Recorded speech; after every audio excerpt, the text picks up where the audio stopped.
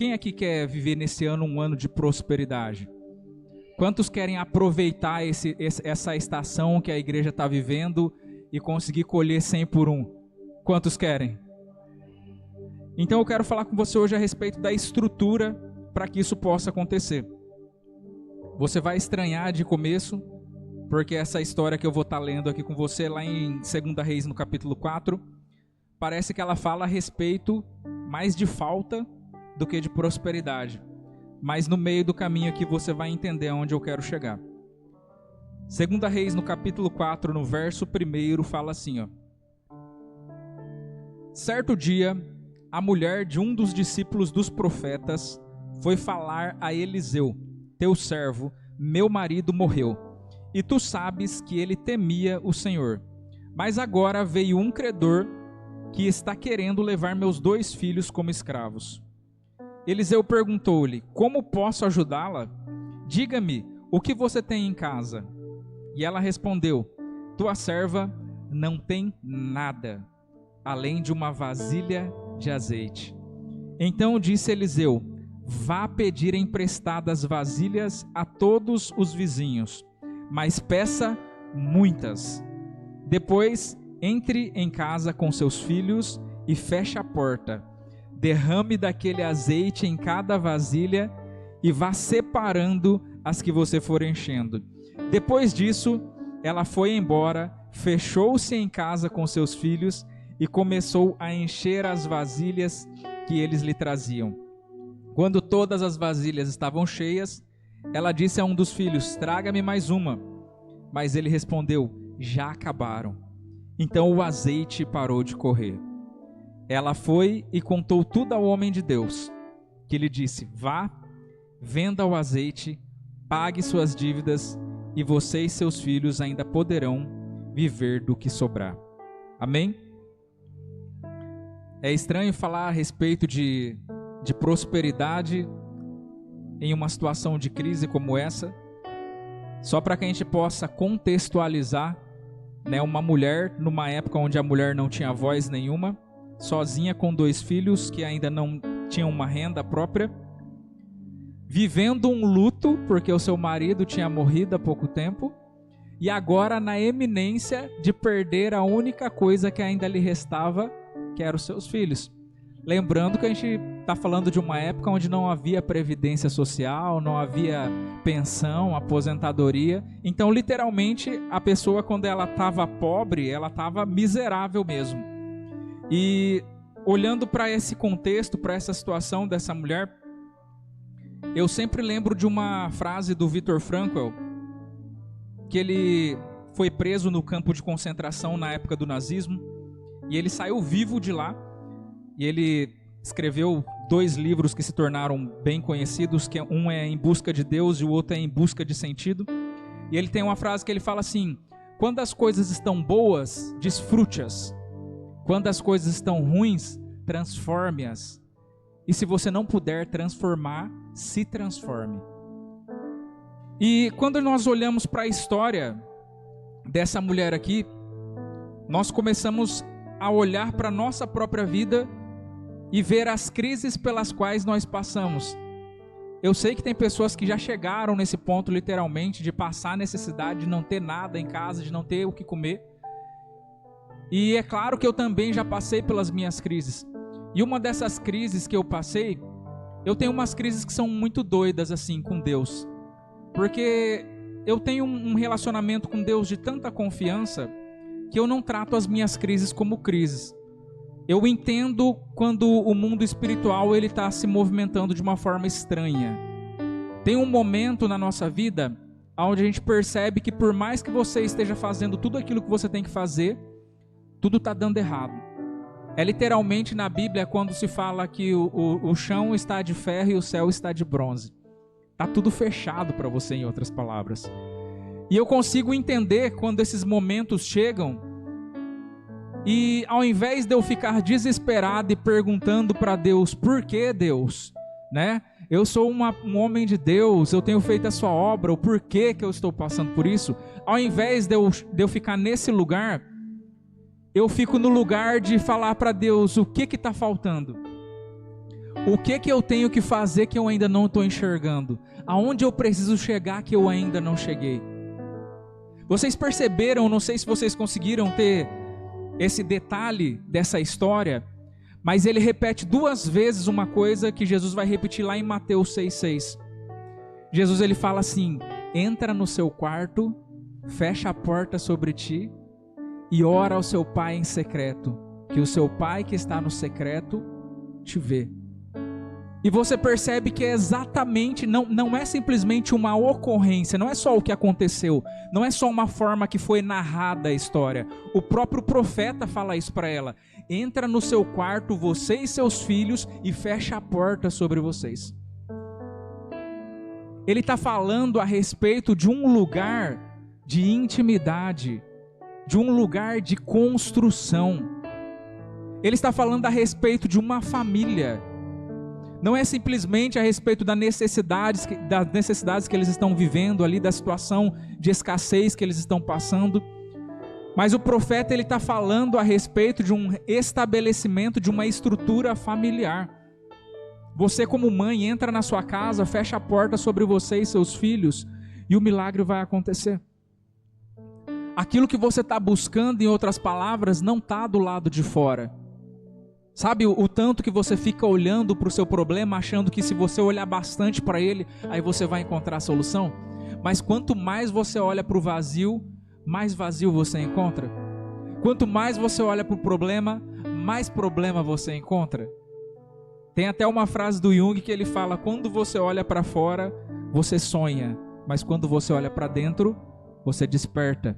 E é literalmente isso. As pessoas elas estão buscando solução sempre do lado de fora, sendo que o que nós precisamos é fechar a porta sobre si e clamar ao Pai em secreto.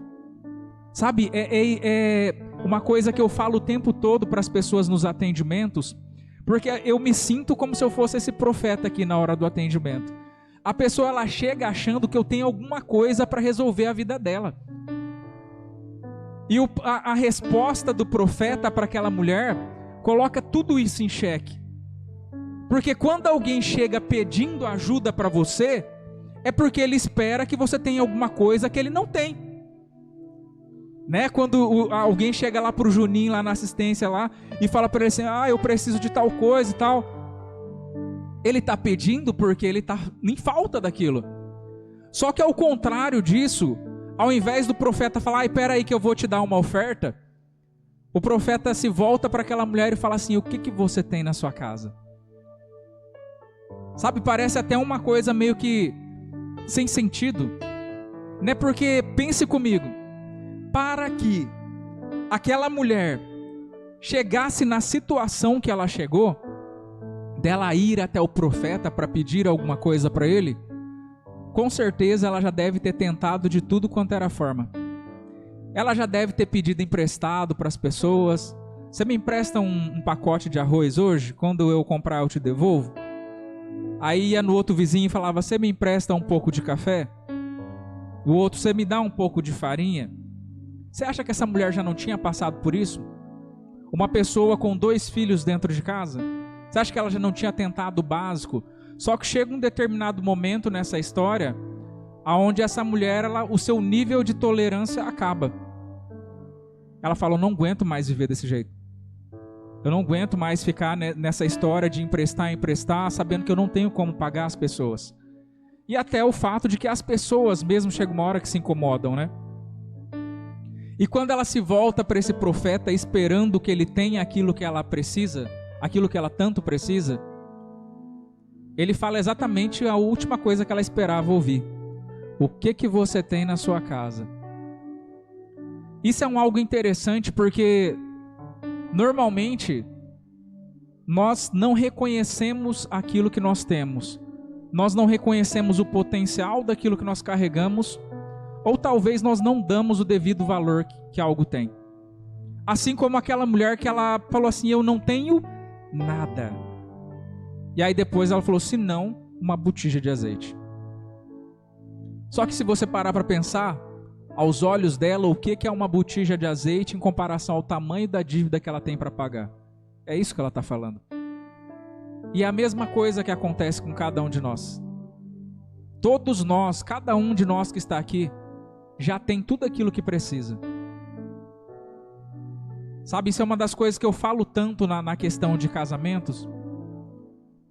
E por mais que a gente esteja trabalhando com restauração de casamentos, eu tenho que ser sincero com a pessoa e falar para ela, eu chamo a pessoa de canto e falo assim, ó, deixa eu te contar um segredo.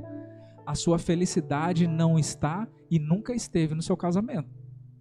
Já fique sabendo disso.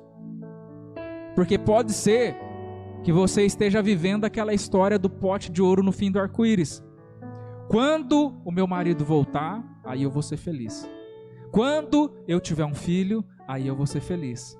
Quando eu tiver uma vida assim, aí eu vou ser feliz. E você só vai protelando, só procrastinando de você resolver aquilo que precisa ser resolvido. Porque aonde que está a resolução? Entra na sua casa e fecha a porta sobre ti. Não está do lado de fora. A resolução sempre esteve lá. Não está num lugar muito longe e muito difícil. Está mais perto do que se imagina. O que aquela mulher ela não entendia, assim como nós, muitas das vezes nós temos vivido, é que o pouco que ela possuía nas mãos de Deus era o suficiente. O nada dela, que era aparentemente insignificante, na mão de Deus era o bastante. Era só aquilo que ele precisava. Só me dá esse nada seu aí que eu já faço uma grande coisa. É mais ou menos assim que Deus faz com aquilo que nós temos. E eu tenho uma pergunta para você. O que você tem? Porque às vezes você já está tão cansado, igual aquela mulher, sabe? Já correu tanto atrás de soluções e resoluções, que você fala, a única coisa que eu tenho é um sonho que eu já nem corro mais atrás. É um projeto falido que nunca deu certo. É uma intenção que para mim nunca vai acontecer. O que você tem na sua casa? Porque conforme eu acabei de falar, o nada para você, para Deus, é o tudo que Ele precisa.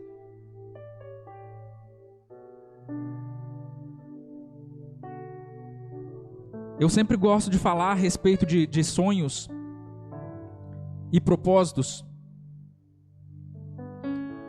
Porque se a gente olhar de uma forma racional para a nossa vida, o lugar onde mais tem sonhos e propósitos enterrados literalmente é no cemitério. Quantos sonhos que tem ali que nunca foram concretizados? Quantos propósitos tem ali que nunca foram executados? Quantas ideias nunca saíram da cabeça? Quantos arrependimentos? Nós precisamos viver a nossa vida como se nós fôssemos uma criança. Sabe uma coisa que é interessante? Nós estamos no mês do autismo. E uma das coisas que eu percebo do autista é que ele tem uma similaridade com a criança. Quem tem contato com o autista sabe que ele tem aquele negócio de hoje é o dia mais feliz da minha vida. E quem tem criança pequena sabe disso também. Sabe, você olha a criança e fala assim, nossa, tudo que acontece ela fala que é o dia mais feliz da vida dela. E nós como adultos, nós olhamos para aquilo e falamos assim, nossa, não faz sentido. Você falou que o dia mais feliz da sua vida era uma semana atrás, agora já é o dia mais feliz da sua vida de novo. Nós deveríamos enxergar a nossa vida como crianças. Nós deveríamos entender que hoje pode ser o dia mais feliz da minha vida. Amanhã também pode ser o dia mais feliz da minha vida. Eu não preciso ter um dia mais feliz. Eu posso ter vários dias mais felizes. Se nós enxergássemos a nossa vida assim como crianças, nós nos podaríamos muito menos. Nós faríamos aquilo que a gente quer fazer sem ficar se censurando. Sem ficar pensando no que as pessoas iam pensar ou deixar de pensar da nossa ideia. Nós seríamos literalmente muito mais felizes. E nós não enterraríamos o nosso sonho lá no cemitério. Só que conforme eu falei para vocês, eu quero falar hoje a respeito de estrutura. A gente sabe que o profeta mandou que essa mulher fosse e pegasse vasos emprestados. Mas aí tem a pergunta que não quer calar: quantos vasos ela pegou? Porque se ela pegou poucos vasos, às vezes mal deu para pagar a conta. Se ela pegou uma quantidade razoável, às vezes ela conseguiu pagar a conta, só que depois ela vai ter que arranjar um trabalho para que ela consiga se manter. Ou talvez se ela pegou muito vaso, ela virou a milionária do azeite. Existe uma frase que eu acho que é determinante nessa história. O último verso, antes dela conversar com o profeta, fala assim: e chegado o momento, ela pede para o seu filho: traga-me mais um vaso. E o seu filho fala para ela: acabaram-se os vasos. E imediatamente o azeite parou de jorrar.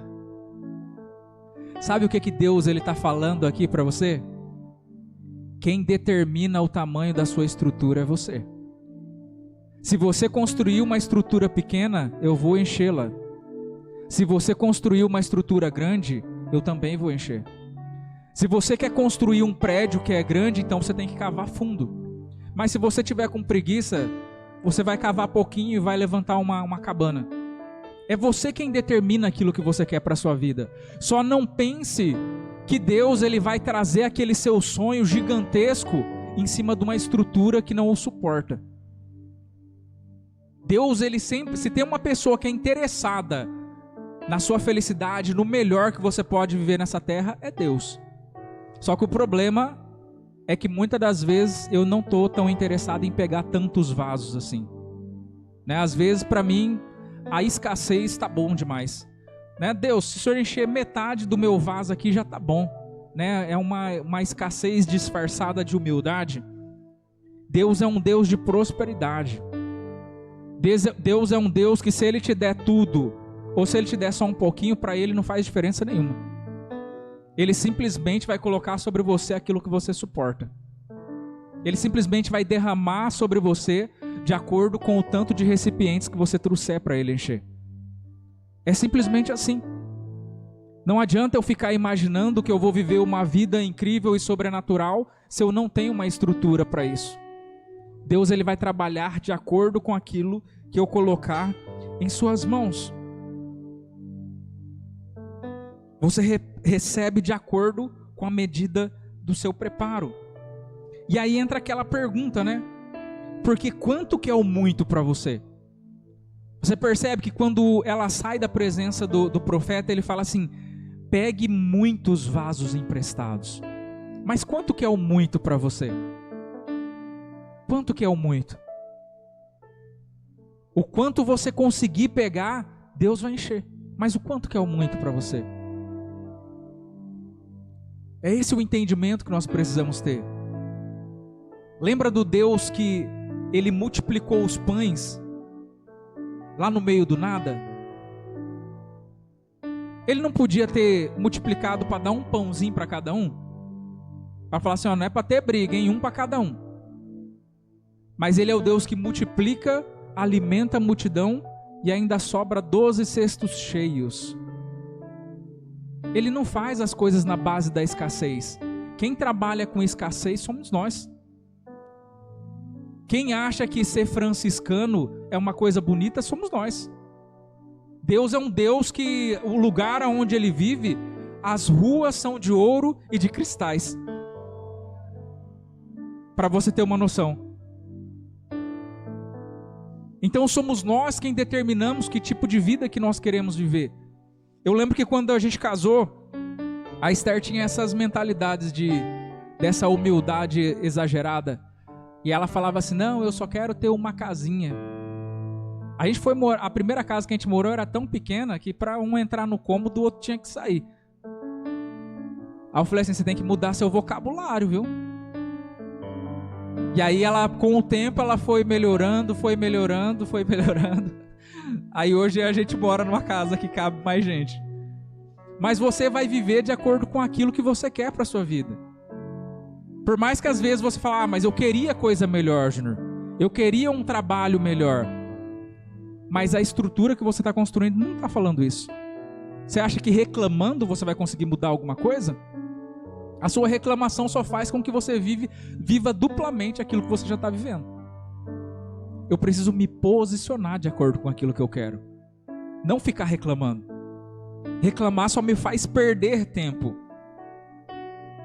E você percebe que Deus ele é tão perfeito na forma de agir, que a gente poderia ficar só falando aqui a respeito de prosperidade, falando a respeito do que Deus ele pode dar para nós.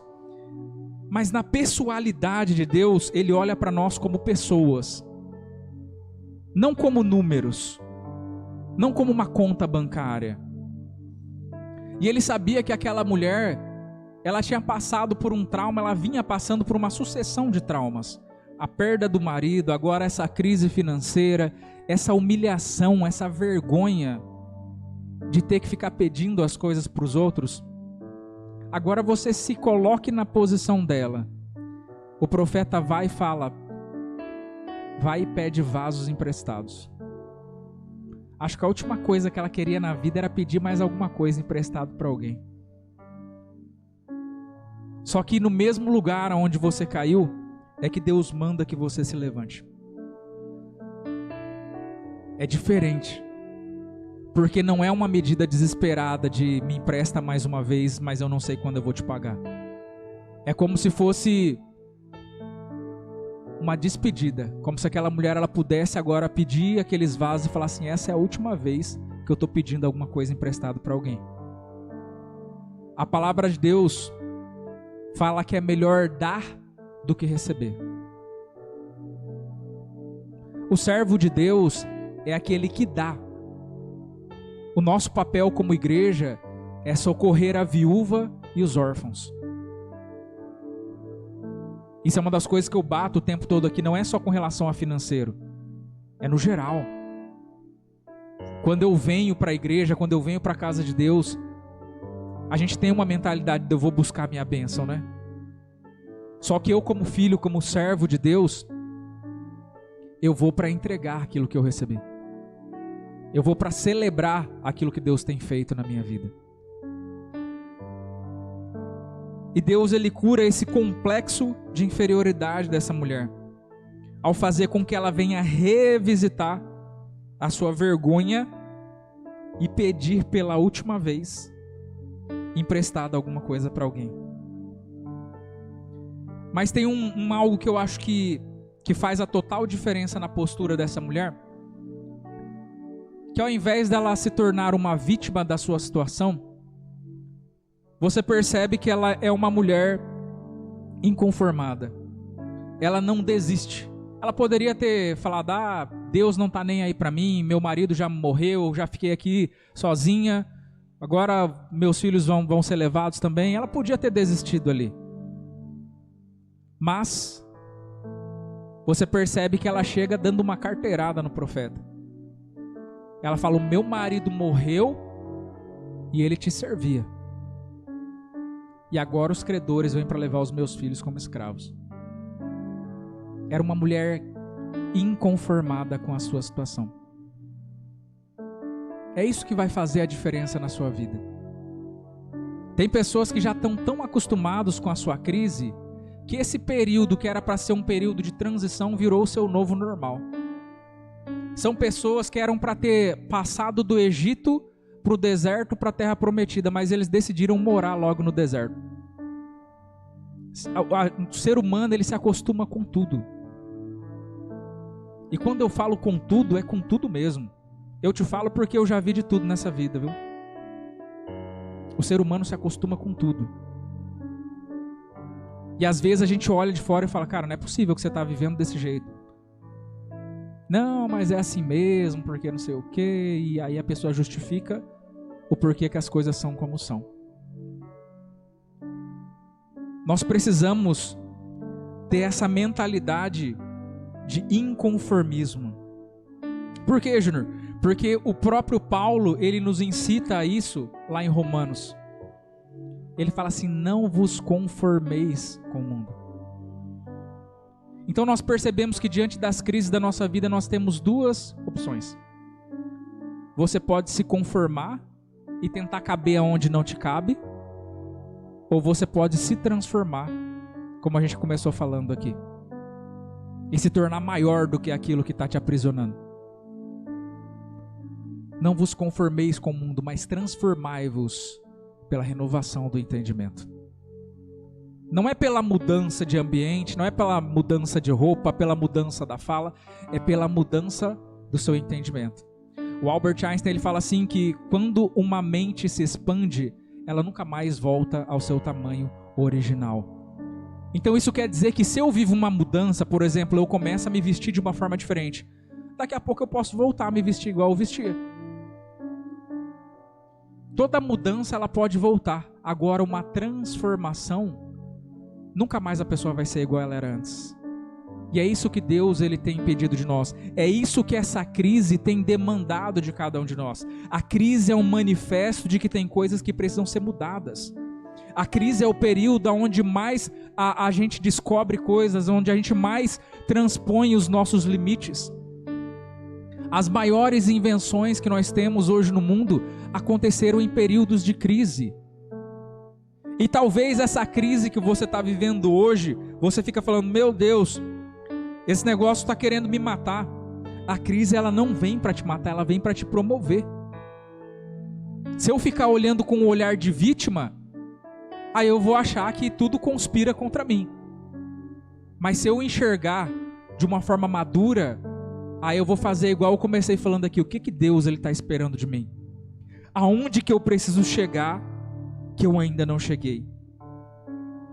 Nós percebemos que no decorrer das histórias da Bíblia, quantas pessoas entregaram o seu nada na mão de Deus.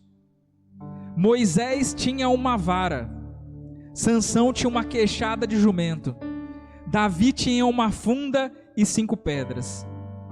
A viúva de Serepta tinha farinha e azeite.